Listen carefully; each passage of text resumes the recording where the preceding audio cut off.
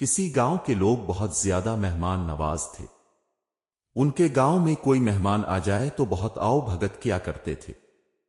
ایک دفعہ ان کے گاؤں میں ایک مہمان آیا۔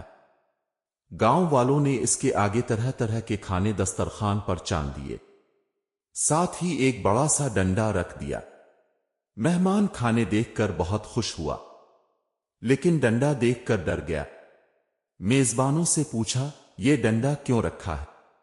انہوں نے کہا، یہ ہماری روایت ہے، آپ ڈرے نہیں اور کھانا شروع کرے۔ مہمان اڑ گیا کہ پہلے مجھے ڈنڈے کی حقیقت سے آگاہ کریں۔ میزبان لاکھ قسمیں کھائیں کہ اس سے آپ کو کوئی نقصان نہیں ہوگا، لیکن مہمان نے کھانا کھانے سے انکار کر دیا۔ دل ہی دل میں وہ ڈر رہا تھا کہ کھانا کھلانے کے بعد یہ لوگ میری درگت بنائیں گے۔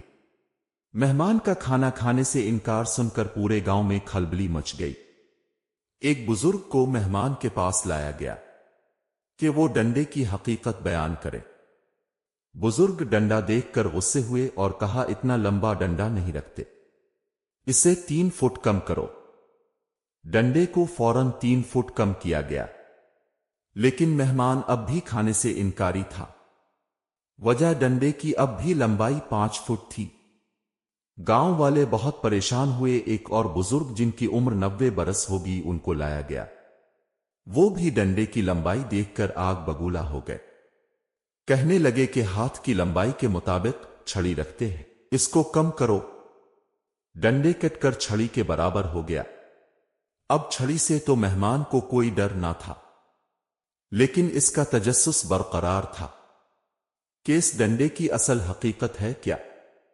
آخر ایک بزرگ کو جن کی بھنووں اور پلکوں کے بال تک سفید تھے، ڈنڈا ڈولی کر کے لایا گیا۔ انہوں نے چھڑی دیکھی تو برس پڑے اور کہنے لگے، پیالی میں ایک تنکا رکھا جاتا ہے، کاکا اگر مہمان کے دانتوں میں گوشت کا کوئی ریشہ رہ جائے تو وہ اسے نکال سکے۔ ڈنڈے کی حقیقت جان کر مہمان نے سکون کا سانس لیا، پیٹ بھر کر کھانا کھایا اور گاؤں والوں کا شکریہ ادا کر کے اپنی راہ ہو لیا۔